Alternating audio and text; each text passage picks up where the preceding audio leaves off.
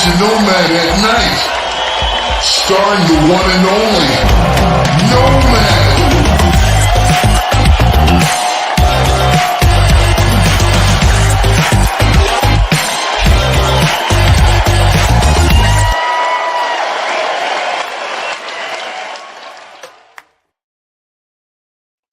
Yo, yo, yo, welcome to the show. This is Nomad Live, not Nomad at Night.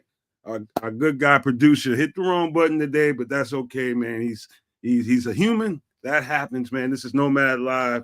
And I'm your host, Nomad, man. We got my guy Triple R with us today from Sports Chicago Style. And who we have as a special guest, I've been waiting for this a while because, you know, very rarely do I get to talk to people who I feel like really have real football acumen. I mean, like real football acumen, like comparable to not too many people out here in this podcast world, man. A guy I really respect when he's talking football and we get a chance to chop it up. And that is my guy, Glynn Morgan, man, formerly of NBC Sports Chicago, man, NFL draft analyst, and he knows his stuff, man. And when he talks, people ought to pay attention, whether you agree with him or not. You know, just he's going to come out here and I know he's going to speak to you guys exactly the way he knows it. You know what I mean? So I don't feel like I'm getting BS when I'm talking to the guy, and I do appreciate having him here. We'll bring him on in just a second. But first, let me pass it on to my guy Trips for some pleasantries before we go. Hey, big up to all the excuse me, the Nomaniacs. They're in the chat. And a shout out to the Nomaniacs that watch, not live, but you know, later on. Right on. Yeah, shout out. Looking forward to a good conversation tonight about the Bears. And always catch me and the crew at Sports Chicago Style on all the social medias and channels. All right. Without further ado, let me bring my guy on, man. There he is, Mr. Glynn Morgan. My guy, NFL draft analyst. Very well-respected guy in this Bears podcast community, just in football, in the football community in general, man. I just wanted to say thank you, man, and it's always a pleasure to have you on, man, because I really respect your point of view, man. But we're going to have a nice conversation. It's going to be fun and going to get serious at times, I'm pretty sure, I bet. But it's worth it, man. I'm glad to have you on, Glenn. How you doing? Hey, thanks, fellas. I appreciate it. Glad to be here. That $20 for all the nice things you said to me goes a long way. I appreciate that. I'll make it $50 next time so I can get a few more accolades. No, but for real though, appreciate you guys having me on the platform. As I say, I appreciate whenever anyone wants to hear what I got to say. So sometimes in my own home I don't get that. So hey, I appreciate the social media out there. So hey, let's get at it. Well, your opinion is very, very well respected around here, man. I know football acumen when I listen to it. And, you know, what I always try to do with these Nomaniacs over here, it's a lot of good football-minded people in here that really know what they're talking about. But, you know, I try my best to break it down and be as simple as I can be so that your average layman that just watches the game understands exactly what's going on. And I think you do a really good job at that as well. So, again, respect. And before we get started, man, how's everything going, man? How's the fam? Fam's good. Appreciate that for asking. Yeah, all my girls are doing well. Heard you got a graduate recently, man. I heard you had a graduate recently. Yeah. This past spring, one of my three daughters, third one in line, she on her way to college now, so she's taking that next step, and I still got one more in high school, a couple of years left with that. My other child, next spring, she'll be she'll have her. She'll be graduating from grad school, so she's going to psychology and all that kind of stuff. So she's doing it the right way. So proud of her and proud of my wife. Man, dude, I'm not that anybody gives a crap, but I'm just while we're talking, you asked me about my family. Shout out. I don't know if my wife ever hear or watch this, but man, I'm so proud of her, man. Just last week she was at the UN, and 2 weeks before that she was at Capitol Hill. And about a month or so ago, she was in Indonesia, man. So her job, what she's doing, she's taking to places that even she didn't think of. So I'm proud of everybody, all my ladies in my home, from my wife to my four daughters. Very proud of them. So again, thank you for asking. Man, you got me feeling all proud, man, because that's a hell of a job. It sounds like you got going on over there, and then to have a wife that's that, man, that's some pretty big stuff, man. I'm just trying to stay out the way, man. I don't want to be an impediment, Hey, on the bigger things. Sounds like that's the best thing to do, man. But man, congratulations, man. You sound like you got the young ones on the right path, man. Everybody's doing what they need to do, allowing you to be the guy that you are, man. So congratulations, man. Not everybody can say that they have that. It's a lot of struggle and strife in a lot of households. So should be proud, bro. Thank you. All right. Now, let's talk Bears, man. Let's get to it. So everybody's hit it. We're gonna get right into it right now, man. So first thing I wanted to ask is on a general, without getting into any specific players or anything like that. What do you think about the sense of how well we're doing under the circumstances? And I'm talking about offensively. How well do you think this thing is going so far offensively? Well, so far it's been extremely frustrating. I don't think I'm saying anything that the fans, everybody in general, I mean, expectations are a lot. I understand that.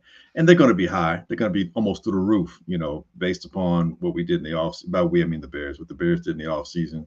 And of course, Hard Knocks is added to that. So that's understandable. So not tripping too much on that. But what happened, I think, the first few weeks, and last week we saw a bit of a progression towards what we would have expected to begin the season with. But the first few weeks, I think what was very frustrating is that a lot of people felt as though like it's the same bag. Like it's like different actors doing the same roles. Like, what are we doing here? How are we starting right back in the middle of the muck and mire and the sludge that the offense seemed to be? That didn't seem to make sense. I think everyone understood that your starting quarterback, Caleb Williams, a rookie, you're going to live with the ups and downs. It's going to be a bit of an undulating kind of effect. You're going to have your highs and your lows because he's a rookie, understandable. But, let's keep it real. Everybody in the football diaspora out there knows that the Bears weren't your typical first pick team. They went 7-10. They were ascending towards the end of the season. And then they added pieces offensively that pretty much across the board, everyone's saying no rookie quarterback has entered a situation with as much skill talent around him as Caleb did. So you didn't expect it to necessarily be, 350 yards, 3 touchdowns, no picks and, 28 points off the bat. By the same token, you didn't expect no points, it's coming from your defense in the first game, coming from your defense and your special teams. It was like, what is going on here? And then for the next week to look even weirder, the week after that, where I think frustrations, I know for me personally, boiled over. It's like, what are you doing at the goal line? Are you not even doing football stuff? You're not even, forget whether or not your quarterback is, understanding what's out there on the field. Forget the fact that the offensive line is struggling. Yo, head coach, punt the ball. You got a punter, use them. Yo, get the points before halftime. Just football stuff. And I think that's what the frustration was.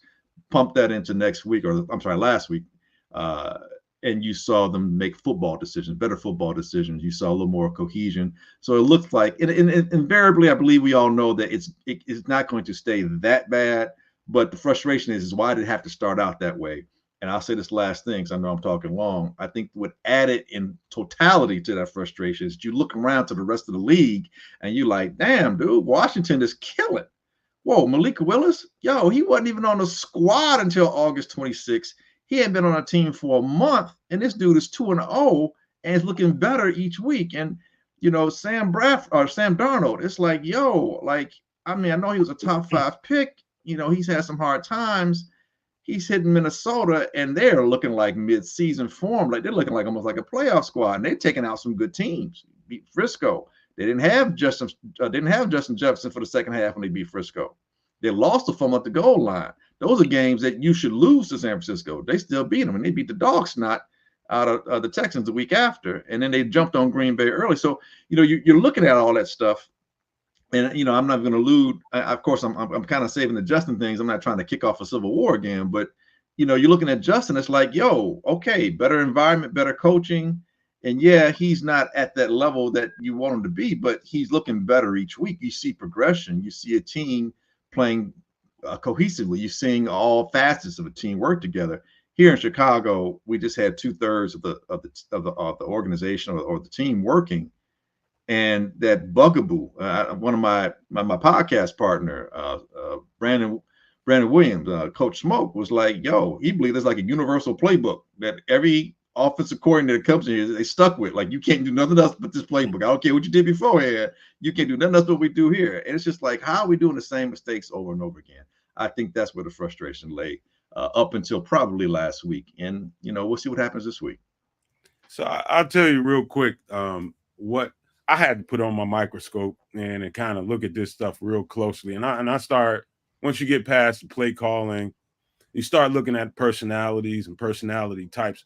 Right away, Shane Waldron doesn't strike me as an A-type personality. He's a little timid.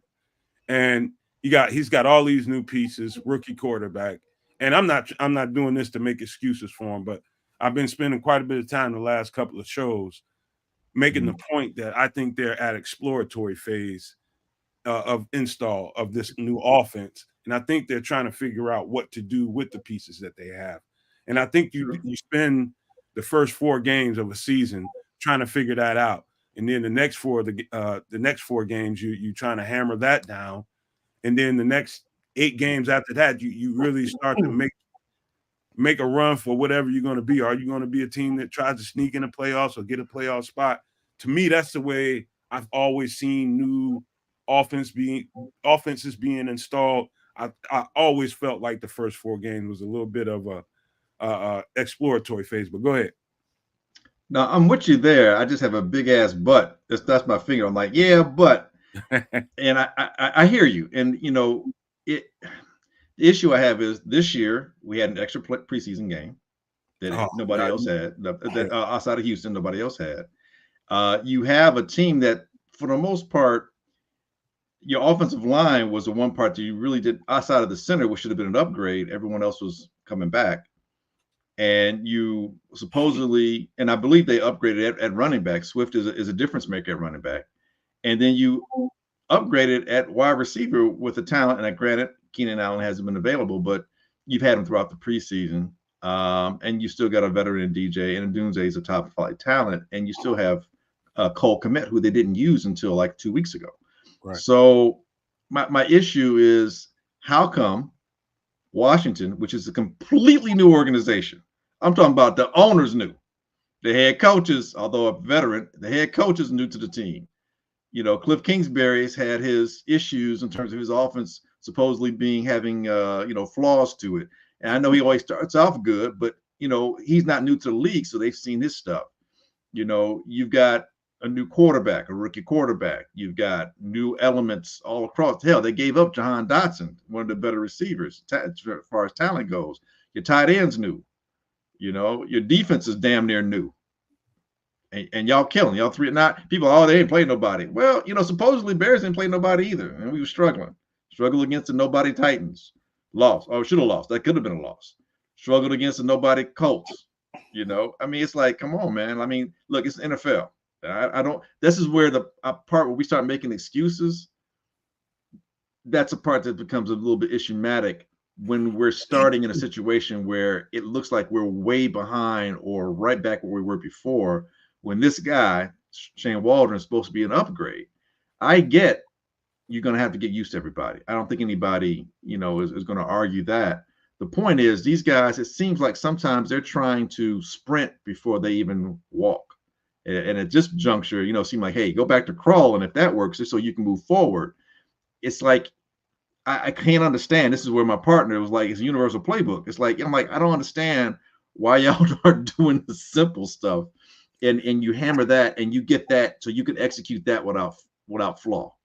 I'm saying? Don't get into the extravagant stuff yet. Don't try to do all this fancy stuff. Don't try to do the extemporaneous stuff.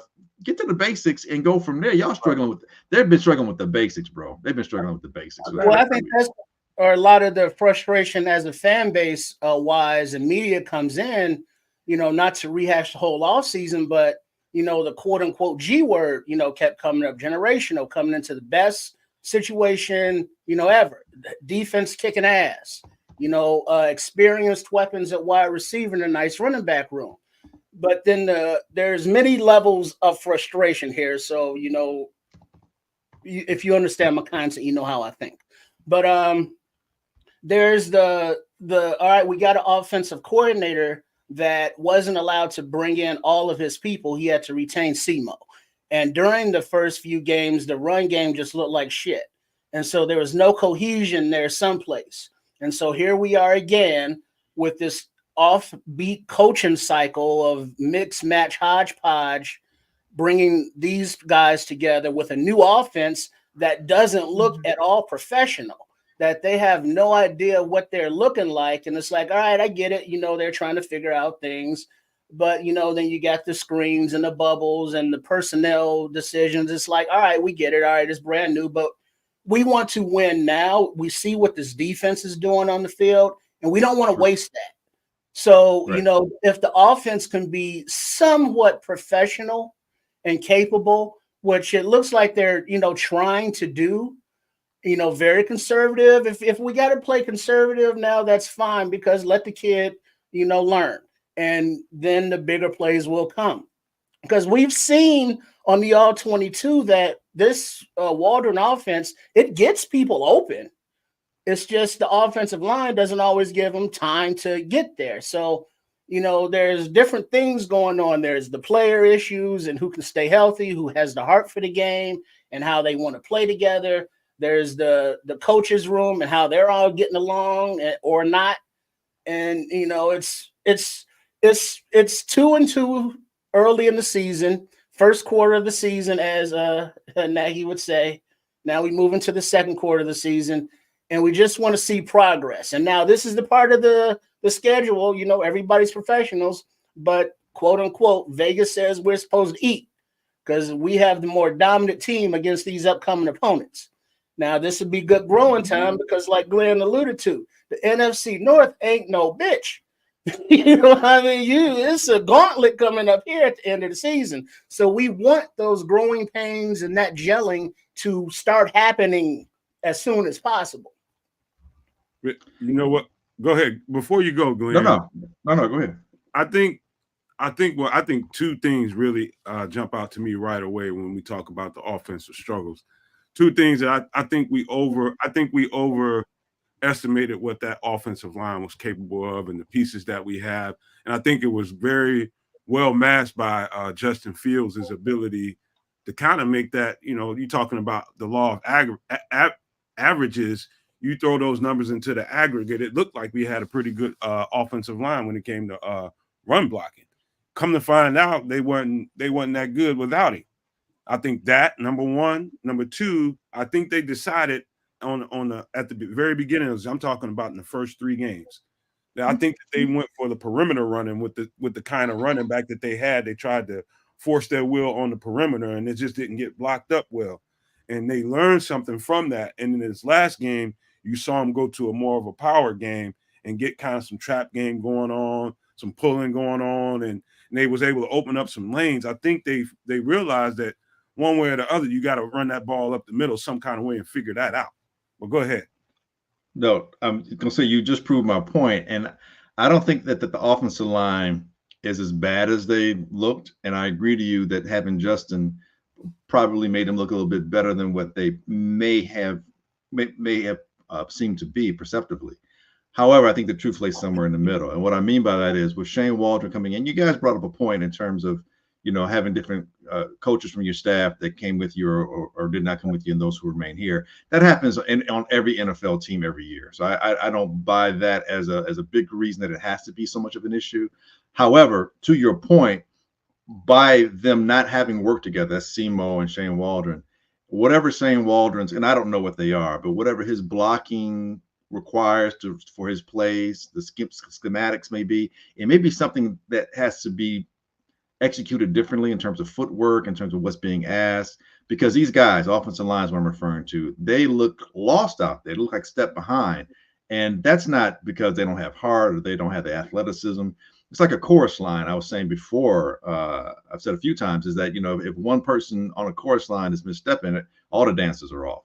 And there are times where I'm seeing guys get beat to the inside, and it's not because they're getting beat because the defender did a special move, did a quick spin or reverse pivot, nothing like that. It just got beat to the inside because they're thinking. And we all know when you're out there thinking, particularly in team sports, something that requires a kind of synchronicity that football does, especially with the offensive line. It's like the timing with the quarterbacks and wide receivers. If it's off a bit, it's going to really look bad. And then everyone's like, why is this the case?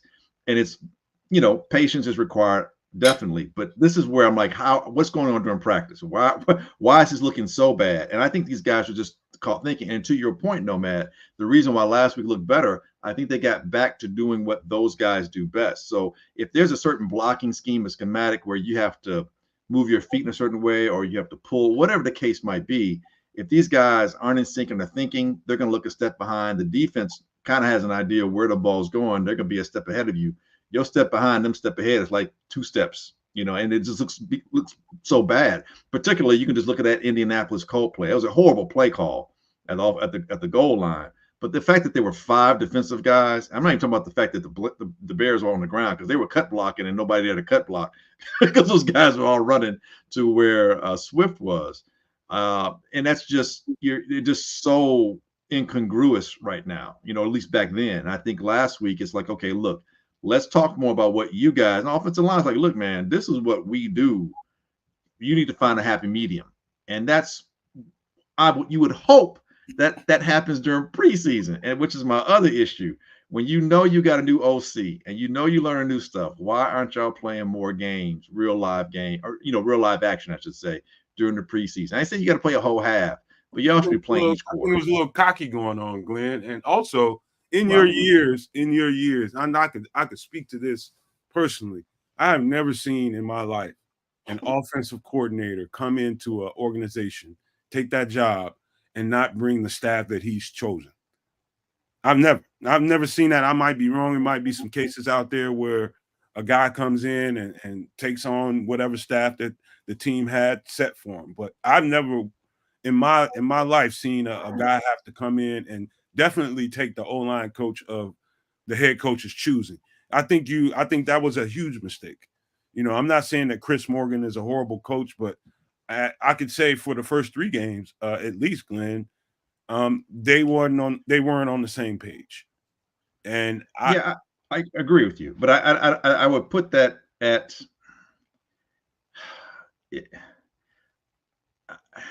that's a collective. It's more of a coaching issue. You know what I'm saying? It's like at some point you guys got to be on the same page. Before you're hired, before Shane Waldron takes that job, he has to know what he's coming into. And if you know that when you take the job, you got all that time to prepare.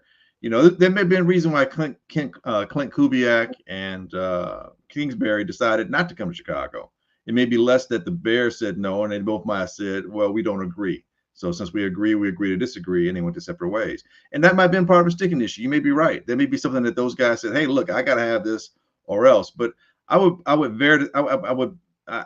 believe that over the course of our lifetime, as you put it, with 32 teams, there are going to be situations where someone on the staff remains. Not everybody off the staff completely leaves, whether it's offensively or defensively. There are times where there's a clean slate, no doubt, and there are times where things are wiped out. But every now and again, there are coaches that stay. I mean, you could look back. I know this is not offensive to your point, but you can look at when just here in Chicago, when they kept Buddy Ryan, sometimes the players say, hey, and sometimes the organization listens to the players. They're like, if this unit is having much success, let's keep that going if the coach doesn't want to leave because, this is we vibe with this person.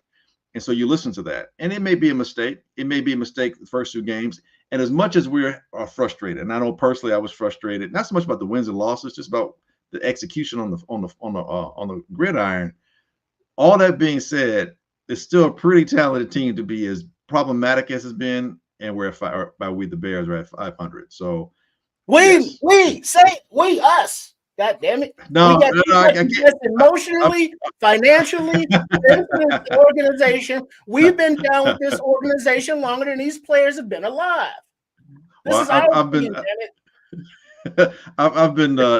given advice that, when being offering analysis, try to not say we so much. So I'm trying to take heed to that. But you get what You I'm ain't saying. got no job. You can say whatever the hell you want. Yeah, but I want to get a job.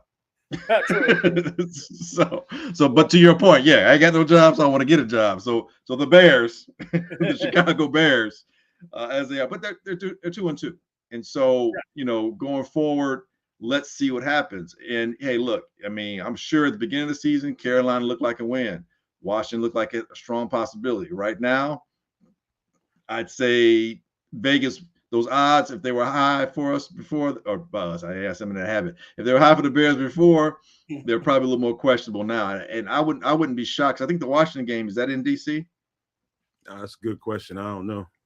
Off the top of my head, I think it is. If it is in DC, then I would venture to say the Bears are probably the underdog at this point. But we'll see. We'll see what happens.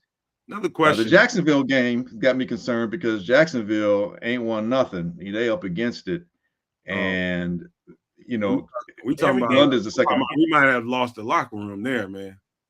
We might have lost the locker room there, and we don't even know it. It's possible. But London's the second home. Here's the thing I was saying to folks. It's like, as much as in Chicago, and I'm a born and bred Southside Chicagoan. I realize that we live in an echo chamber at times. Like everything revolves around Chicago. I mean, even when you look at the news, something happens across the world, they'll find a Chicago connection in a minute. He was from Northridge. I'm like, that's not even Chicago, but they're going to find some way to connect it. I was a kid growing up, Notre Dame college football was the home team. I'm like, what are you talking about? It's in Indiana. It's not even in the state of Illinois. Northwest, so Chicagoans tend to, think everything revolves around us. And as much as we were excited about all the upgrades that this team had, you've got to fail to realize the rest of the world is doing stuff too. Other teams are good too. And so as much as we look at teams, or the Bears and Bear fans and everybody else looks at teams as this should be a win, that should be a win, they're looking at the Bears the same way. Like, you know what? We can get right with them. So, the Jaguars might be checking off like, you know what? We're struggling, but when we go to London, this is when we're out of the States. We're out of everything else. This is where we clear our minds. We get right here, and we stop. So that Bear game in London may be a lot more difficult than we realize going into. I think the Bears should win that game. I really do. I think they should beat Carolina. I think it'd be a great game. And I heard someone say they should flex the Washington game if both those teams enter with the same record. Flex that game. I would. It'd be great to watch. Both last two Heisman Trophy winners go out against each other. But all that being said, man, the Bears have a great opportunity here to finish 6-3, possibly. I think before they get into that latter half where they're facing all the teams from the division, very probably hungry and angry Frisco team because they don't believe they should be where they're at, and a Seattle team that looks to be very, very good down the stretch. Question, man. I do just some. I mean, be as objective as you can be, but be fair. But how do you think they're bringing this rookie along so far under the circumstances? Do you think they're putting too much on them, or you think they're doing just enough? My opinion is I think they experimented with some stuff in the first couple 2-3 weeks to see. I think they wanted to get under center a whole lot more, but it became apparent once you look at the tape long enough, you could see that it wasn't that comfortable under center for him. His timing was way off. It wasn't until they put him in spread, got him in RPO sets, got him in empties to where he finally got a rhythm, and they ended up playing a game where he threw the ball 56 times. I think that was just really a coping thing that Shane Waldron did just to keep him in rhythm. But let me see if you see it the same way. But that's exactly how I saw it after studying it enough. I don't think they're putting too much on him mentally. I think he can handle all of that. Unfortunately, I don't believe they buoyed him with enough to help him stay afloat, so to speak, i.e. the offensive line and a competent running attack. And I think they were too busy because I think he's such an exceptional young man in terms of his wherewithal. I think they were like, ooh, we can do all these different things, kind of to your point, experimenting in a sense, but I don't think experimenting as much as eager eager. Let's do this because we can do these things with him because this is what we see in practice, so to speak. I think when it got to real game situation, Devondre Sweat and Simmons and Simmons up front, it's like we don't really have that. I mean, Billings is good and Gervon is coming along, but we ain't got that. So sometimes recreating what the opposition is doing, it's hard to really get at. And then on that, but then you don't know how they're going to attack you. You can only assume how they're going to attack you, how they're going to play you. So I really think he just wasn't buoyed enough I don't think they did enough to support him, so to speak, as opposed to put too much on him. And I think what we saw last week was like, all right, you know what? Let's be better at our support in doing this so that we're not putting him in a situation where he has to do too much. Does that make any sense? I don't know if that answers your question, but it's just like, I think Caleb has the wherewithal to handle it. I don't think he's being over inundated with things. I just think everything else around him, i.e. protection, running game, and then you haven't had Keenan Allen as well. That's been a big miss. I don't think they did enough to really help him out. They didn't involve Cole Kmet until a couple of weeks ago. Once you saw that, you saw a little bit difference, how his play. And then his connection with DJ clearly has not been there at all. Not there at all, but it's been suffering a little bit. We saw some headway last week. And I think going forward, you're going to see more of Caleb being able to take advantage of everything that he understands about the offense and them take advantage of his skill set because they being the coaches are going to tamp down their expectations. Follow me? Yeah. This is something that I do not like about Waldron that I've seen so far is I get that he's bringing Caleb Williams shaking along. like this. Just make you uncomfortable. He on the sidelines. He's doing this like a leaf in the wind. They're like, oh Lord, I'm trying to hold on before the snow comes. But I get that he's trying to bring Caleb along and teaching him his version of of offense while incorporating some of what Caleb has been used to and from his college days that he's comfortable with. But he's not supplying him with the, how do I say this nicely? He seems like very scared he's been an offensive coordinator for 3 years in the NFL, but yet it seems like he's just getting out of grammar school with this offense. He doesn't know how to, it's new, but assert yourself. Scheme. It's like Tyler Scott. Get that man some reps. Get him one post down the middle of the field a game to see if you can back the defense up off you.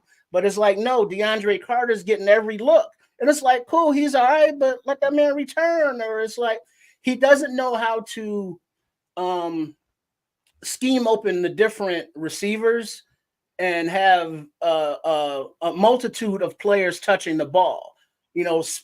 Spread around, pepper it around. And I know that's something that comes with time, but it just seems like you look at other offenses that are new, but they can have 3 or 4 different receivers, with 3 or 4 catches each. And it seems like so far we've been feeding, like we'll find something that kind of works and we'll just keep running the hell out of it. We'll find that one player that is like Carter was really hot. So it was like all the plays are flowing to him. And it's like, come on, Waldron, you're a professional. Be professional. Let's go. Let's go. The season's already started. This ain't camp no more. You know what, man? Listening to the Trip makes me think. It makes me just go right back to the he's not an alpha male, and he's not forceful. He doesn't have that kind of personality, man. And I think you don't have to have that kind of personality to be effective. You can be one of those types and really get the job done. I still think I'm just really cautious to be highly critical of him right now because I know he's just trying to fit stuff. And I don't know why. Yeah, I get that, but 3 years in the league, he's not new to the NFL. He's new to this. He's new to this group of guys, Trip. Oh, okay. Well, here's what I've been doing in my basement because, like you said, he probably ain't going out kicking it on the weekends. he's down in his lab drawing up plays. And it's like, I have experience in this league. He's not coming from college, moving up. He should know more than what he's shown thus far. That's the part of it. It's like, I get this is a new team and a new situation for him, but he looks like he's just learning the NFL. Trip, I bet all my money had Caleb hit on some of those shots that he has been given, we'd be having a different conversation right now. Caleb dropped the ball on several. I mean, I can think of 5 right off the top of my head, sure enough, touchdowns that he just didn't hit on. And we're talking about the difference in whether we won a game or two or how big we won a game. I think we'd have a different conversation. So I think you're right. At the same time, I think he's gonna come right along. It's just a matter of figuring out what's best to do with this group of guys. That's really what I think it is, Glynn. Well, I think everybody's points are valid. You know what I'm saying? And it's tough because we're speculating. Let's keep it real. We're here being speculative about what we're seeing and assessing it based upon what we've seen in the past. Hence, again, that universal playbook. So, but no, I'm just joking about that. But as far as an alpha male situation, I mean, I think about Mark Trestman, not an alpha male at all. But there are, as far as a head coach, probably shouldn't have been. But as far as offensive coordinator, the stuff he did, some of his schemes, I mean, really good, really, really, really, really good. He came from that 49er system, had success there, had success in Canada. And a lot of quarterbacks will speak to how, and all the offensive players speak to how good that system was for them to be able to extrapolate, their talents out there on the field to get the best from them. I look at someone like Tony Dungy. Doesn't strike me as an alpha male, very soft-spoken, carries himself well, dignified man, but he doesn't strike me as that dude who's, classic, alpha male. And you look at his coaching tree, he's been pretty decent. And so on and so forth. So not everybody's Mike Tomlinson, you know what I'm saying? Not everybody's going to be a Harbaugh. Everybody's going to be, a Shanahan or a Kubiak, all that stuff. God, even Andy Reid's not forceful dude. He probably can give you a look here and there, but he seems to be pretty chill cat. Everybody's Mike Holmgren. You know what I'm saying? So to me, it's what is your acumen? How coaches first and foremost, as far as I'm concerned, are teachers. Some of the best coaches probably have come from a teaching background, whether it be in their family or whether they started out either in high school or collegiately. And the best communicators and the best teachers, I think, get the best out of all of their players, regardless of how they may come across. Especially if they come across intelligently and they can communicate to the players, and the players can believe in like, oh, okay, I see what you're saying. Boom. Once a player buys in, you're good to go. So the question becomes a Waldron, how good a communicator are you? That we're not there. We don't know. How good a teacher are you? Are you able to teach not just the players, but are you able to teach or, share that information with your coaching staff so that they can understand it, digest it, and so they can get what you need and facilitate what you need with the players when it comes to, position coaches, line, wide receivers, so on and so forth. So this is where I would divert some of our frustrations towards the head coach. All right, you talking about you the CEO. All right, so what do? You say you're in on all these conversations. You're there for the offense, you're there for the defense. You got the defense on lock. But that's your area. So, okay, so you shouldn't have to spend as much time on defense. Offense, you should be spending more time. How much do you understand what the head or what the OC is trying to do? How much do you understand about what's being disseminated to the players and to the coaches, position coaches? Where, as a CEO, are you taking charge out there on that field? Hey, dude, call a timeout when you see that play at the goal line against Indianapolis. Call a timeout. Dude, step it up. So what you about to say, Trip? Who is the alpha male on this coaching staff? If it's not Waldron, it damn sure ain't goof ass Flus. Who is that guy? Why are we caught up on that? Well, because like you were saying, we got Waldron over there shaking like a leaf in a storm. You got Flus in pressure situations looking like, well, do I go for 2? Do I call a timeout or do I challenge? What's my choice again? It's like, who's that guy that takes the reins and is like, here's what we're going to do, y'all. Flus is good. He's a good teacher in practice. He has nicknames for everybody. That's awesome. But when it comes to game time and game management, nobody is in charge on the sidelines. He's the head coach, but everybody's looking at everybody like, well, I didn't know that these personnel was going to be in because this coach, he runs that rotation. And so it was a crucial situation. Maybe next time I'll think about that. And then, we got to execute better. There's nobody that's like, look, we're the Chicago Bears. Here's what's going to happen. I'm not saying you got to have a Ditka type or the fucking guy in Detroit. Yeah, but who's the leader? Because I don't see Flus as that guy. Yeah, and that's what I said. I'm gonna divert that attention towards the head coach, and that may ultimately be something that has to be addressed at the end of the year. I mean, he being Flus probably has the next 4 to 6 games. Bears not gonna let you go as a head coach during the season, so it's probably not gonna happen. I say next 4 to 6 games to really start looking like a head coach. Now, he looked like a guy who could solve some problems last year, and I think he did enough to save his job. Clearly, he's still here. But right now, this first 4 games, he's looking like a bystander, to your point.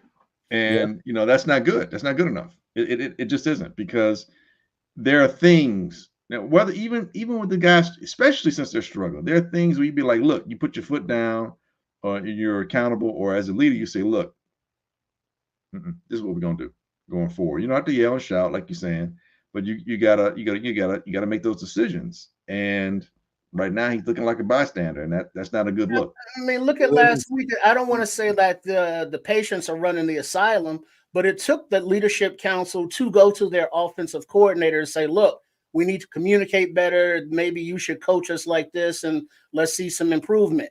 Then it took, a big dog, 40-year-old Mercedes Lewis in the locker room to say, here's what we're going to do, y'all.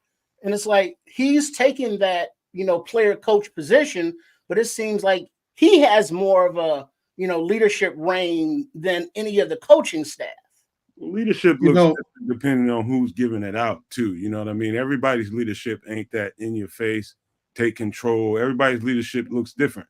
Not to say that I can't call it whether I think I've had some pretty passive coaches that were really good because they were not only not atypical, they were good teachers and motivators at the same time. When you deal with them, listeners, and great listeners.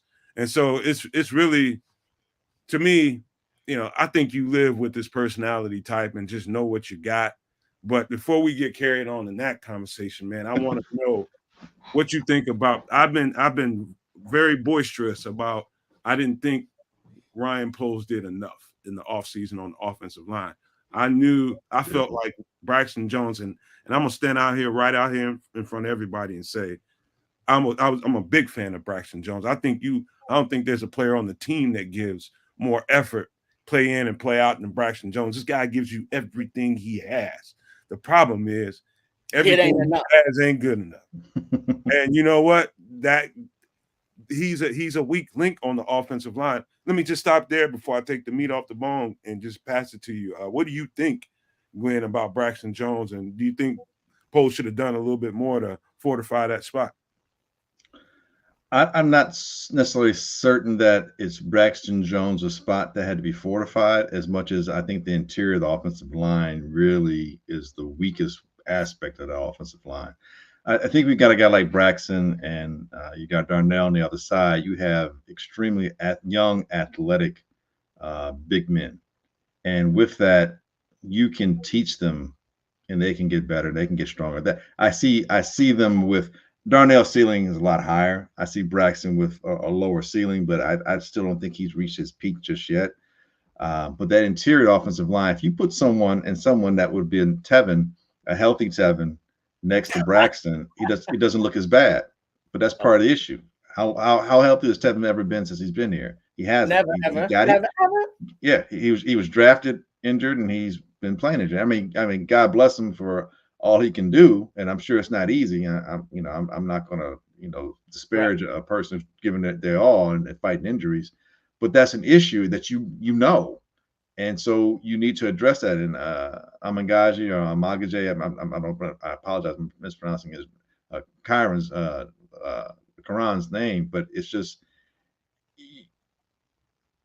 that should be maybe your second offensive lineman you drafted. You really, and I look, Torrey, the Torrey is Torrey Hunter. No, that's the baseball player. Torrey, the punter. Torrey Taylor. I'm sorry. Torrey Hunter. I'm going to Minnesota Twins. Torrey Taylor, hell of a weapon. It's a good pick. However, you spend a 4th round pick on an albeit Hall of Fame caliber wide receiver who's injury prone, who, guess what, hasn't played much at all. Shocker. Maybe you pick up a slot receiver in a free agent. I mean, there are other ways. To your point, yes, I don't think he did enough in the offseason to address the offensive line. And then even the picks that he did use, and keep in mind, he used, 5th round pick, I believe, to get the guy from Buffalo. He kept trying to get him from last year. Got him. Yeah, and then you pick up the cat from the Rams. So it looked like you addressed it in a way. I just don't think you got the best talent. Like you look at the Tennessee Titans, for example, and they picked up Cushenberry. Yeah, we could have picked him up. That's a way better center than the one we got. Well, even and then obviously, the one that went to Washington. I think they had plans on Ryan Bates being the center. I think we would have been better off if Ryan Bates would have been the center. I think he's been hot on his tail for all this time for a reason. I think it was set up for him to take that job. He just got injured right before the season, and I think it just went the other way. But here's a point, and yeah, you're probably right. But here's a point: Bates wasn't like the starter. He wasn't like he was killing it with Buffalo. He was like, yeah, he did actually, man. I watched it. He was good in Buffalo at center and at right guard. Okay, he was really good. But again, here we are. I don't know. It's like Shelton versus the center that you mentioned, the free agent from Dallas that went to Washington. There were higher quality tiers of free agents available that he did not go after, and so it's like he's bargain basement shopping on the O-line. That is true. It's like, exactly. What are we doing here? And it's like, all right, he'll make it all up to us if he drafts the entire Georgia offensive line in the upcoming draft. We got 1 first rounder on the offensive line. 1. I mean, the good teams have 5. I don't think there's a 2nd rounder or a 3rd round. I mean, the other guys, like you said, you're bargain hunting, and so you get what you pay for to some degree. And it's the reason why it's such an issue. If this were year 1, understandable. This year 2, okay, slight upgrade. This is year 3, and it's looking like outside of getting Darnell, you really haven't put that energy in the offensive line, which would assumedly be your strong point, being a former offensive lineman yourself. That's where you start to look a little sideways, like what's going on here? And keep in mind, we've already, the Bears have already gone into next year's draft, taking 2 draft picks out of there to address the other position that's been an issue since he's been here, and since Poles has been here, and that's the edge rushing position.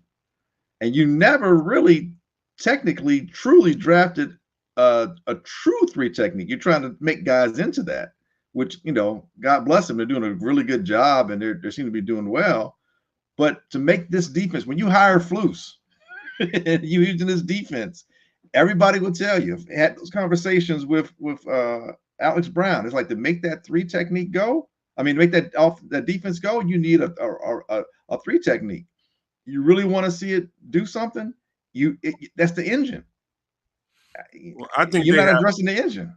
I think the thing is, when you think about 3 tech, I think when people think about 3 tech, there's a body type that I think comes to mind for most people, because you see a 3 tech in a certain in a certain form. Like for whatever reason, this coordinator saw a big, long 3-tech really effective in Indianapolis, and he sold on that. And I think, I don't know that Gervon Dexter, which is the next conversation we're going to have, we talking about DeForest Buckner, and DeForest Buckner is a huge football player playing 3-tech. You know what I mean? He's really heavy, but he's a big guy, and I think they do prefer length along this offensive line versus I think quickness and explosion. I think they defer to that more than anything else. I'm just telling you what I've seen them do so far, and they do prefer length, and they like guys that can move up and down the line. You might see Gervon Dexter swing out to the edge. You might see Montez Sweat come to the middle, and they feel like because of the length, it gives them the opportunity to find mismatches, inside and outside. I think that's what the philosophy is. But to talk about, man, listen, Glynn, let me tell you something. Before we drafted Gervon Dexter, I've said this a few times on this podcast, so everybody knows where I'm going. I said openly, everybody felt like it was going to be the end of the world if we didn't get Jalen Carter in that draft. And I spotted several 3-techs, but the one that really stuck out to me was Gervon Dexter.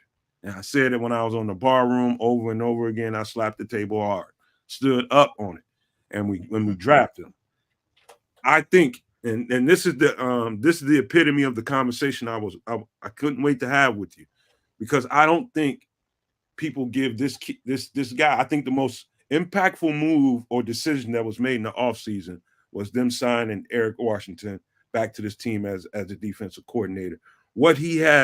I think what he has brought to the table was immediate growth among some of the guys that they needed growth from, mainly Gervon Dexter. But I just don't think people are giving him the respect that he deserves, man. I could tell you some stats here in just a second. I'll pull them up. But this guy has got this, I think Gervon Dexter and let me see. Gervon already has three. Yeah, Gervon already has 3 sacks in the season, which is more than he had all last year. He's got 12 tackles total. I think he had 20 last year. Now he did only start at 1 game last year, but he didn't appear in 17. He was available for all 17 games. I agree with you. Gervon is definitely showing an improvement, and I'm with you. When I saw him, and again, I'm a big SEC fan. I went to Tennessee, so I hate all things Florida. But that being said, I watch Florida guys, and once they leave the program, especially if they become a Chicago Bear, I have a lot of latitude. But I remember when we were doing our mock drafts, and when we did our final mock draft, Gervon Dexter was someone that I saw the Bears taking that, and that was on my pick, because his size and his body mass, it's different. Mm-hmm. The problem with him, by a lot of people's perception, was that he didn't have a lot of statistical things show when he played at Florida, and the defense was bad. The defense was bad because they had a bad coordinator. They had a young guy who didn't know what he was doing. The whole defense was bad. And Gervon was asked to do things that didn't take advantage of his athleticism. And I think even Poles referenced it during the press conference after he selected him, how he was more of a read and react. And here we need him to get upfield.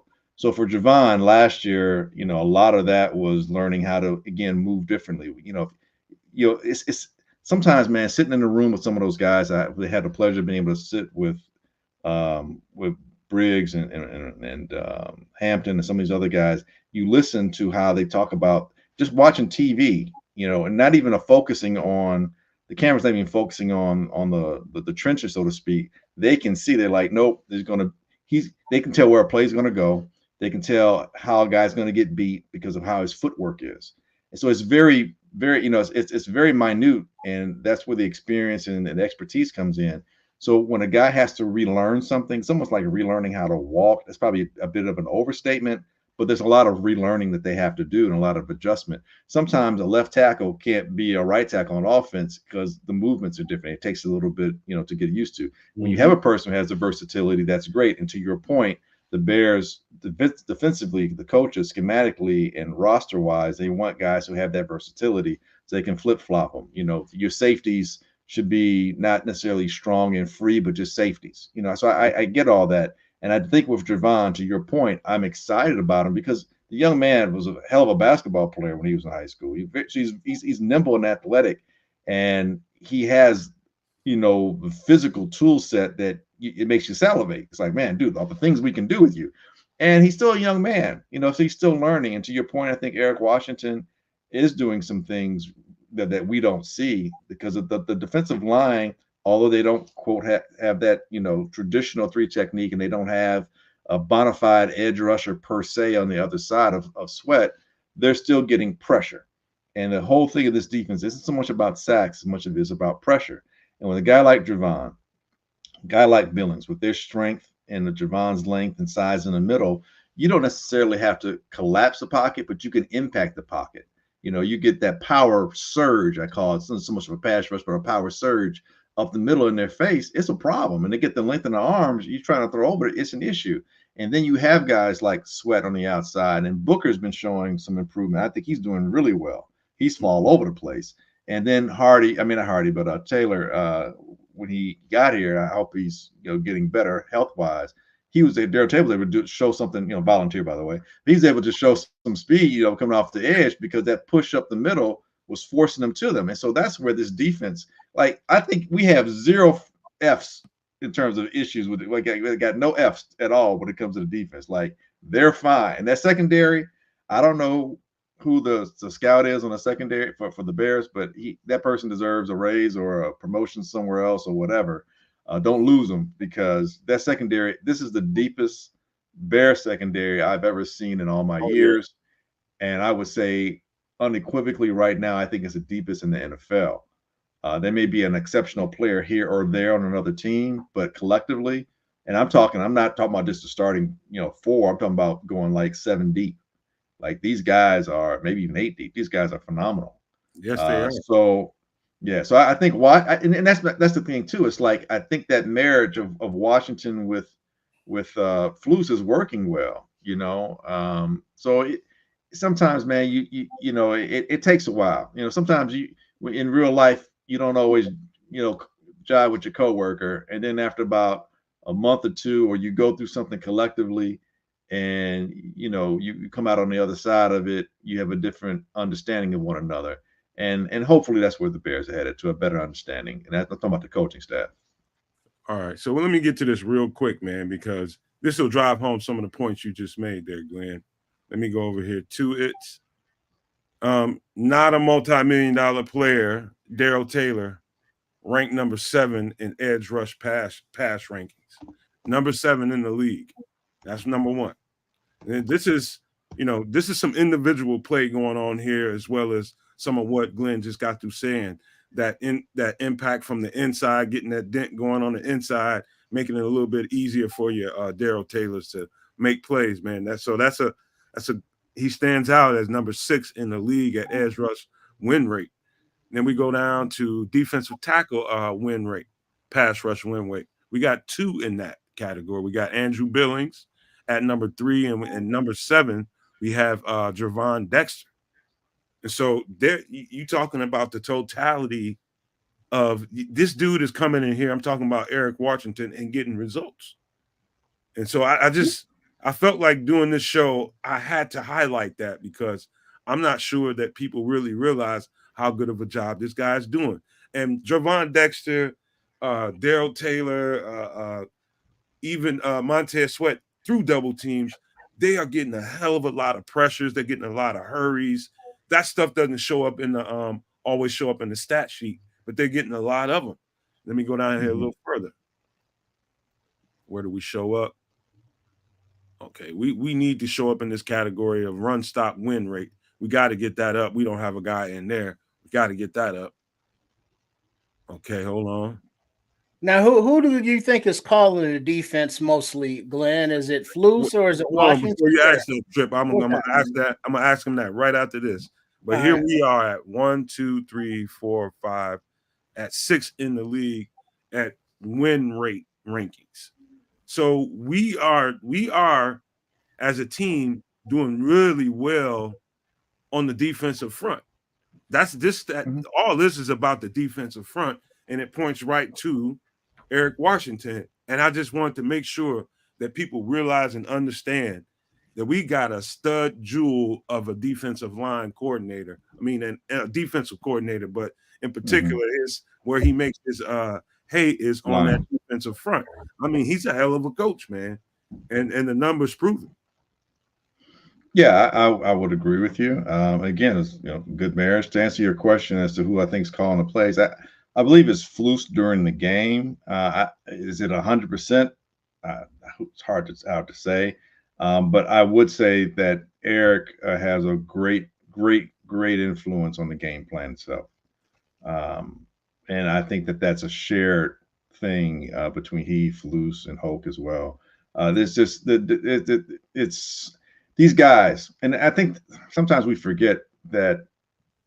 You just apply it to ourselves. When you perform with confidence, you perform better.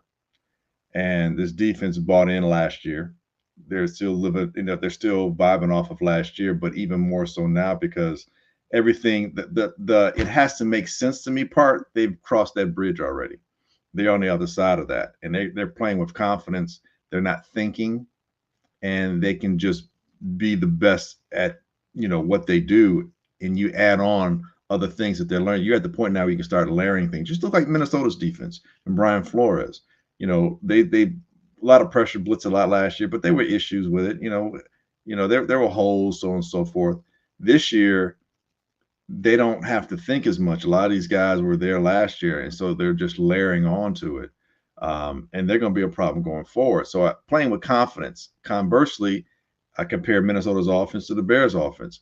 Sam Darnold, those concepts aren't new to him. Same concepts he was there when he was over with Frisco. So he kind of hit the ground running, so to speak. He was the newest element outside of him and the running back, Aaron Jones. But again, the concepts aren't new, same concepts. They hit the ground running. Everybody else has been playing together for the most part. So that continuity is already there, and they can play with confidence. Even Darnold is playing with more and more confidence. And you look at the Bears, the confidence isn't there. The buy-in isn't there. Guys are still figuring things out. They're still head scratching. There's frustration. And when you're all disparate like that, you're going to have what we have here, which is, inconsistent at best, and hopefully that last week was that kernel of, all right, this is where we're at. This is our floor right here. Let's start go. Like we were so lost in the basement. We were like in the basement with no lights, trying to figure out what a switch is to go upstairs. So hopefully, the Bears have reached at least, light switch, so they can see the steps, so they can start getting at that ground level and start working going forward. Well, one more question, man. And Tripp kind of stole my thunder from me. He socked me right in the stomach because that was exactly he asked you the question I was going to ask you last, because I know we only were supposed to get you for an hour, man. I apologize, but I got to get this one off. I don't know if you watch, like, I'm a football nerd when it comes to breaking down and trying to find little things that I can get on this show and point out to people that I notice and then have them see it for themselves. But in that last game, did that look like a typical Flus called defense with the early pass rush, the pass rushes on early downs and the early aggression? It typically doesn't happen from Flus until the second half. It looked more like what I saw on tape in Buffalo with Eric Washington. And that's where I say, calling the game, I think it's hard to know unless they tell us.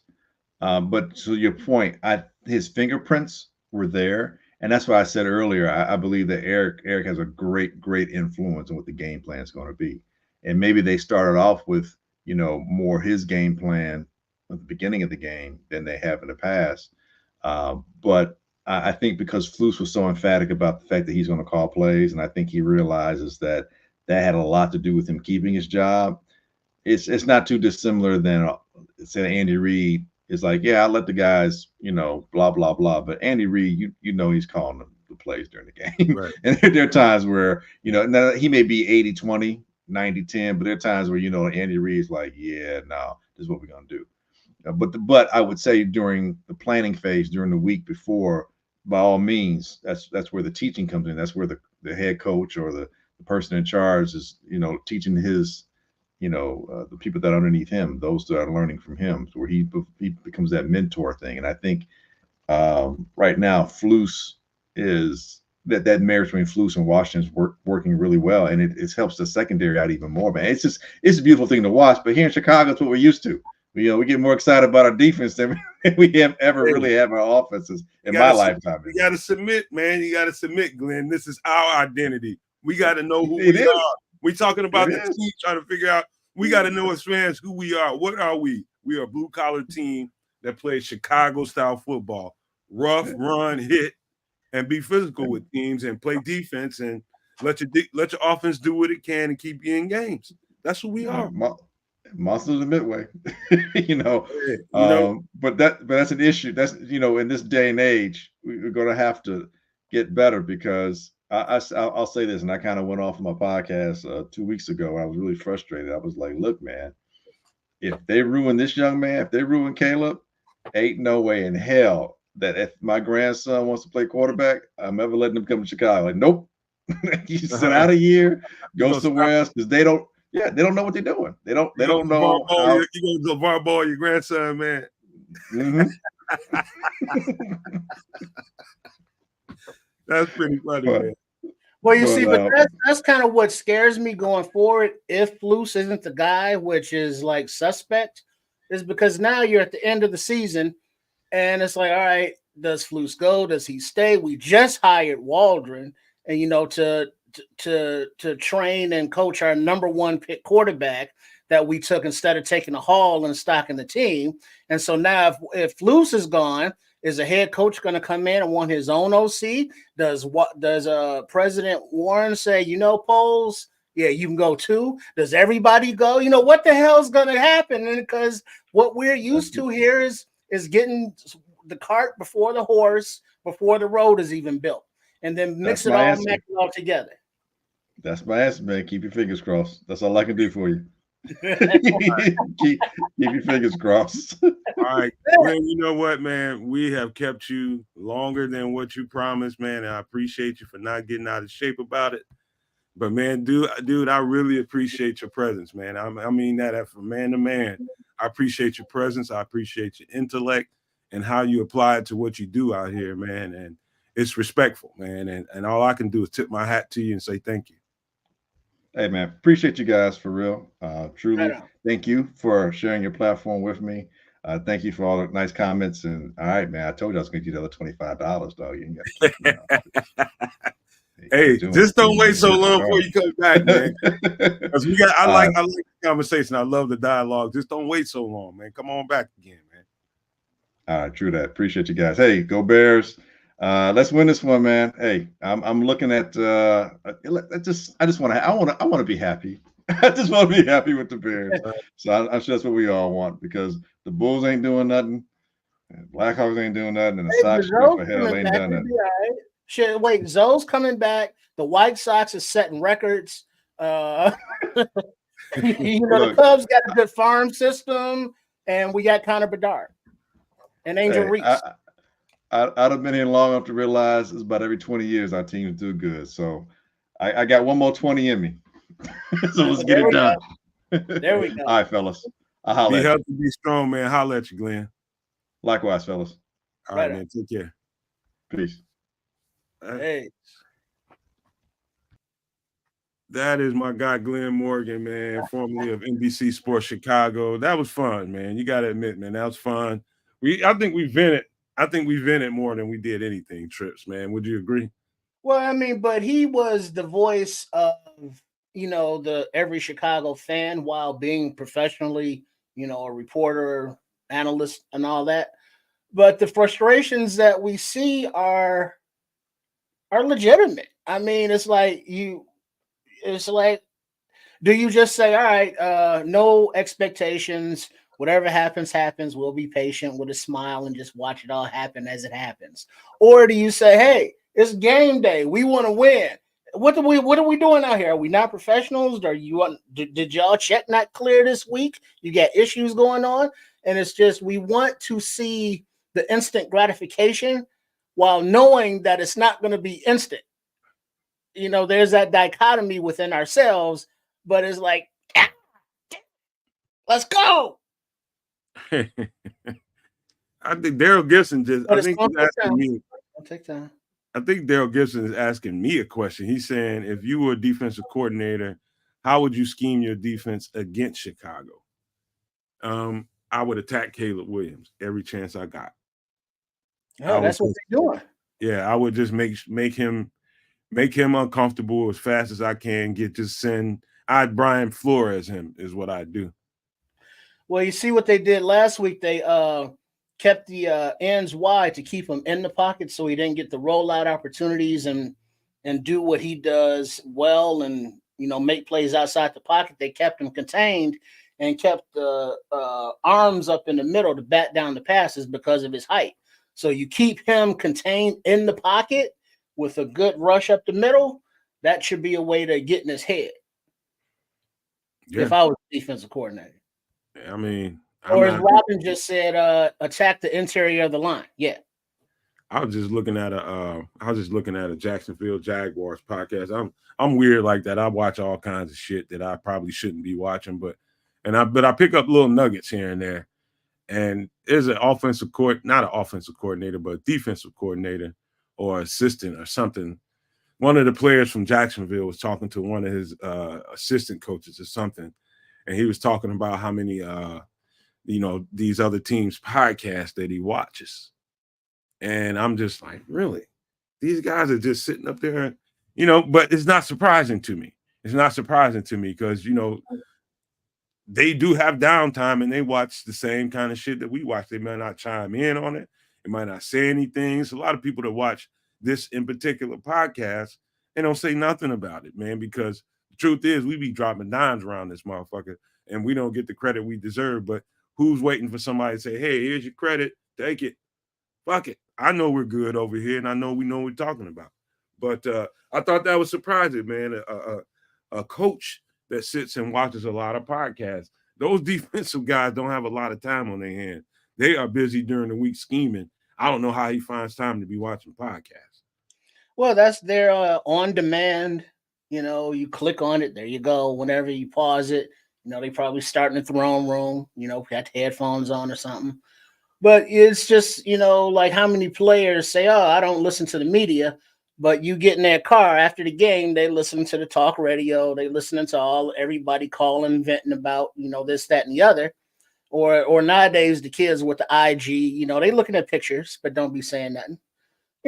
They're people. I mean, they live the same world we do, and they hear the chatter. They look at these and be like, that trips, that motherfucker tripping. You know what I'm saying? It's like, all right, yeah, I'll be that, whatever. But it's just where we're at because they want to also have the feedback on what they're doing. What are they saying about me? Is it good? Is it bad? Is it, it's just nature. Right. It's what people do, man. Content people watch a lot of the internet is the new TV now. You know what I mean? Trip is, I find myself even now today, I watch way probably about 70-80% less TV, actual cable TV than I watch content. I don't know if it has something to do with me being a podcaster now, but I'm definitely scrolling the internet more than I'm popping channels on the remote on the TV. Well, the thing is, you can watch the binge watch any TV show at any time. So it's not like, before when we were shorties and it's like every Thursday at this time, you got to be in front of the TV or you miss it. And now with the opportunity for everybody to have a platform, you just find somebody that you're on that frequency with, and then, you gravitate to them. It's like, hey, what's he talking about? Whether it be politics or whether it be sports or, whatever it is, the people that are on the field, making the plays are listening to the criticism, good and bad. And there's so many voices out here doing it in so many different ways. And being that so many players now also have podcasts, they're listening not always for the feedback from themselves, but checking out the competition, as fellow content creators, and, stealing ideas and, things like that. And then so many of the up and coming, wannabe talking heads are creating their own lane. And so, they're having guests that are within the community. So what we're seeing, this content creation, is just exploding because everybody's in it and on every level, and everybody's watching everybody else. Like you saying, they'll lurk and not comment or not like and not share, motherfuckers, but they watching. Yeah, I had to stop doing that as a point of physical discipline to myself to be what I say, to practice what I preach. If I'm gonna watch somebody's content, even if I don't like that individual or don't like the message, I think it's respectful just to make sure you do nothing else but like that content or whatever you just got through enjoying, whether you was pissed off after you watch it or happy, whatever it was.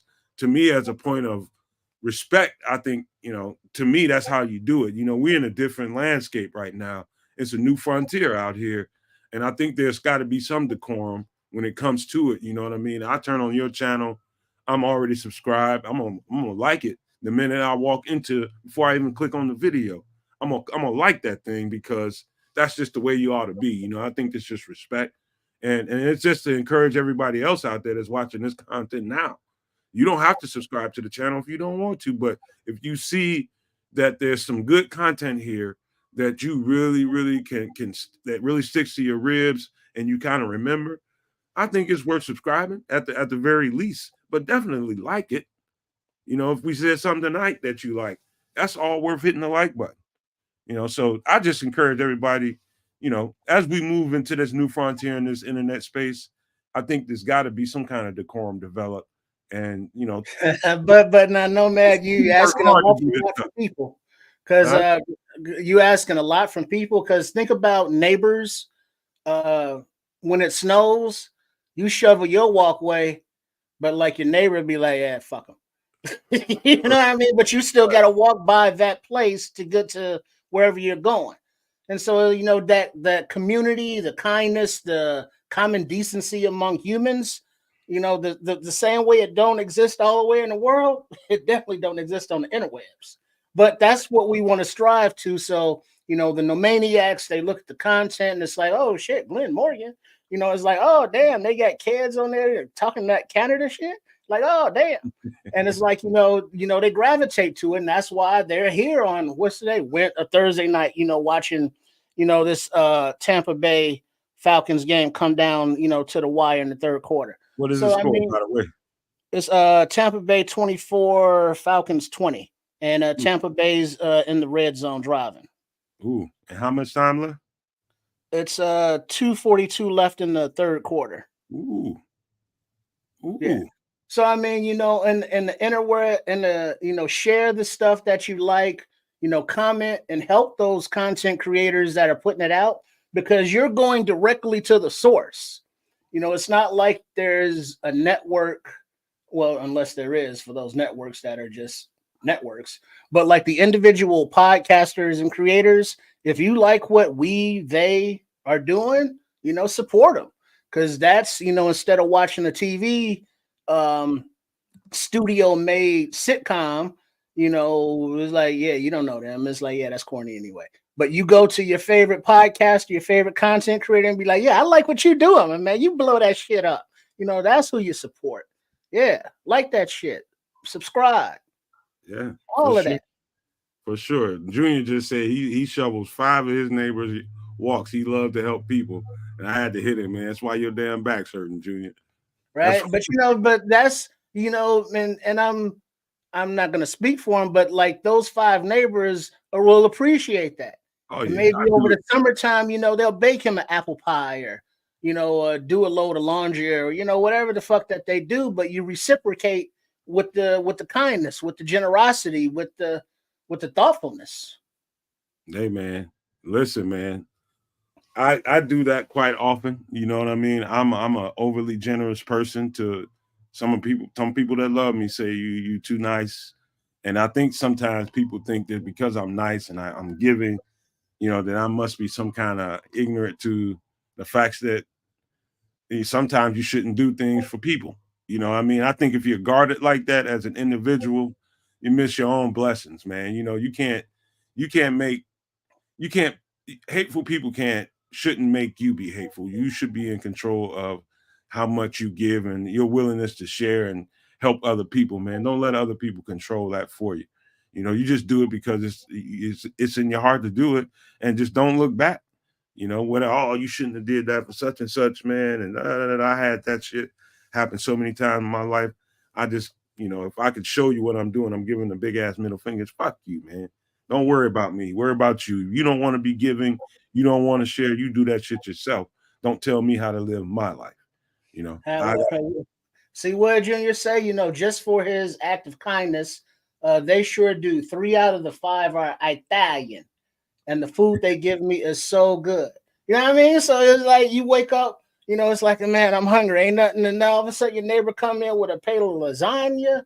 It's like, to manja. And it's like, that's just neighborly, doing unto others as you would have them do unto you. You help them out, they help you out. Just no expectations. You just do that shit. That's right. That's right, man. But hey, man, being a good person don't require much thought. You just operate the way you operate as good people do. And it ain't nothing to think about. You just do as you accordingly. You know what I mean? Karma. There you go. That's the word, karma. Yeah, that's it, man. But you know what? We got to get ready to get out of here, man, because we just gave you guys an hour and a half worth of content, almost an hour and a half. Gave you guys, tried to make up for, I know, because we won't be doing Nomad Live on Wednesday. I'm trying to reshuffle the deck a little bit and go about things a little bit differently than we've been doing on Nomad Live. And so I just want to apologize to you guys. And this was my way of making up for it. Brought you guys Glynn Morgan and a hell of a conversation with me and Trips. And it was fun having that motherfucker, to be honest with you. It was a good time doing it. My guy Trips, man, tell him what's going on Sports Chicago style, man, and give him some pleasantries before we go. All right, big up to everybody all in the maniacs. So yeah, I can't go through and read all that stuff. I ain't got on my glasses, but in the voice of kids, everybody that's in there been saying hello to everybody. Hello. Sports Chicago style Monday, Chef Trips. He got no, I'm sorry, check that. Trip does his exercise video blog on Monday. And then Tuesday is Chef Trips. He got the video recipes from the kitchen to Shea Trips and all that. And then Wednesday is going to be Coach Trippin and his self-defense martial arts class thing. And then Fridays, we do the pregame for the following Bears game, then the postgame after the game. And then we're going to get into the Bulls and the Blackhawks as those seasons are gearing up. So it's all about sports, Chicago style, and just kicking it. That's the name on all the social medias, the Facebook, the Twitter, and the Instagram, as well as the YouTube channel. And the website. So Sports Chicago style, like, follow, subscribe, all the stuff that we aforementioned earlier. Hey, just wanted to give you a little, why don't you read that on the bottom of there, man? He gave you some love, man, along with me, you and kids. Junior, he said we got him through some tough times in the hospital, man. Oh, damn. Yeah, he was in the hospital for quite some time, man, going through some sciatica nerve pain that traveled and ended up giving him some heart problems. I was joking with him a few minutes ago, but he was going about his bad back. Oh, damn. He was going through some serious shit, man. And I appreciate Junior. I appreciate his wife Patty, man, and everybody else that came enjoying the show tonight off schedule. This is, you got to really hit your notification bell. You got to really hit your notification bell, because you don't know, got guests lined up, that's going to be coming, and I don't know when and where I'm going to be able to get them on. So it's probably going to be on evening shows, because, that's probably the best time to get some of the guests that we want to come on. But I don't know exactly when these guys are going to come on. I ain't going to name drop yet. We're going to have some pretty good guests coming up here soon. But that's why you got to set your notification bell. But with that being said, I want to thank everybody for coming out and joining us on the spur of the moment. Nobody expected us to be out here on a Thursday night, but you got to start expecting us, man. You got to be having that notification bell ready to give you that notification, man. So before we get out here, I wanted to say, love you guys. I'm going to leave you with these final words I'm going to give you, and we kind of alluded to it while we were talking about this stuff at the end. Don't let nobody change you. If you're a loving person and you're a caring person, you're a giving person, don't let nobody and their negativity persuade you from not being the person that you know you are deep down on the inside. That's just really, that's just really not what you're supposed to be. Every day that you try to deny that inner person that's in you that wants to give, wants to love, and wants to, be that good human on this earth and good spirit out here, you let other people and their behaviors and their choices dictate how you go about your life, you losing. You're getting further and further away from where you're supposed to be and the blessings that are made out there for you. There is things out there for you to have. There are avenues and for you to go cross. Doors are open for you.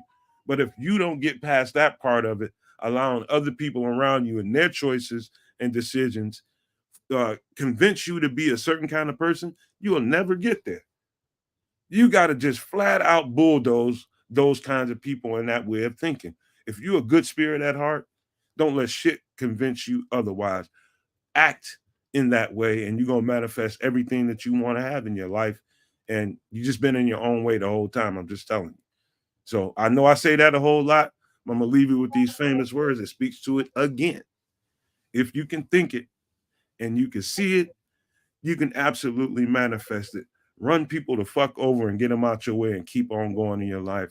No rear view mirrors. But with that being said, we are out. Uh-oh. We thought we was out.